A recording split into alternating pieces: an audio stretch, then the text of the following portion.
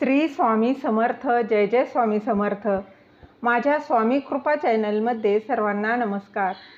स्वामी महाराजांच्या कृपेने तुमच्या सर्व चांगल्या इच्छा पूर्ण होत ही स्वामी महाराजांच्या चरणी प्रार्थना करते आणि आजच्या या नवीन व्हिडिओला सुरुवात करते. रक्षाबंधन, त्याची पौराणिक कथा काय आहे ते आपण जाणून घेणार आहोत. त्याआधी तुम्ही माझ्या स्वामी कृपा चॅनलला सबस्क्राईब नक्की करा. रक्षाबंधन हा सण भाऊ बहीण यांच्यातील प्रेम दाखवणारा, प्रेम टिकून ठेवणारा हा रक्षाबंधन सण साजरा केला जातो. हिंदू पंचांगानुसार दरवर्षी रक्षाबंधन सण हा श्रावण महिन्यातील पौर्णिमेला साजरा केला जातो. याला नारळी पौर्णिमा किंवा राखी पौर्णिमा देखील म्हणतात. या दिवशी बहिणी आपल्या भावांच्या मनगटावर राखी बांधतात, तर भाऊ आपल्या बहिणींचे रक्षण करण्याचे वचन देतात. या दरम्यान बहिणी आणि भाऊ एकमेकांना मिठाई खाऊ घालतात आणि भेटवस्तू देखील देतात. हा हिंदूंच्या महत्त्वाच्या सणांपैकी एक सण आहे. पण रक्षाबंधनच्या सणाची सुरुवात कशी झाली हे तुम्हाला माहीत आहे का?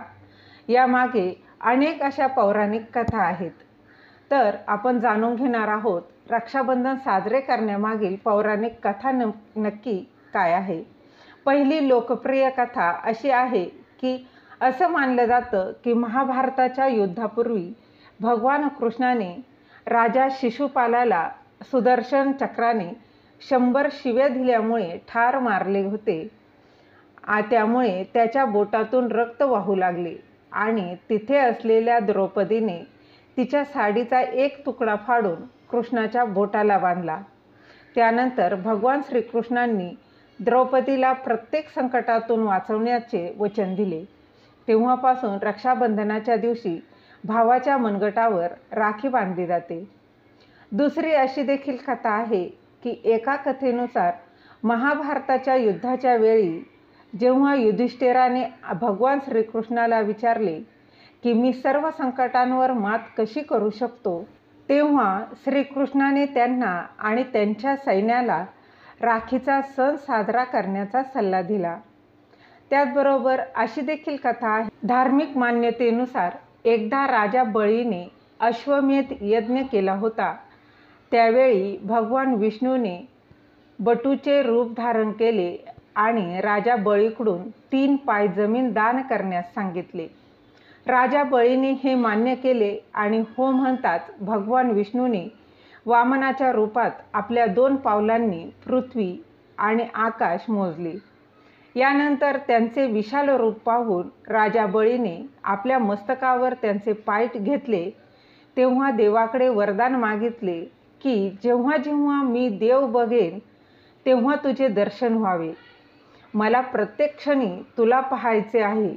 देवाने त्याला वरदान दिले आणि त्याच्यासोबत राहू लागले. त्यानंतर माता लक्ष्मी नाराज झाली आणि त्यांनी सर्व प्रकार नारद मुनींना सांगितला. नारद मुनींनी म्हणाले की तुम्ही राजा बळीला आपला भाऊ करून भगवान विष्णूंबद्दल विचारावं. यानंतर माता लक्ष्मी उदास होऊन राजा बळीकडे पोहोचल्या.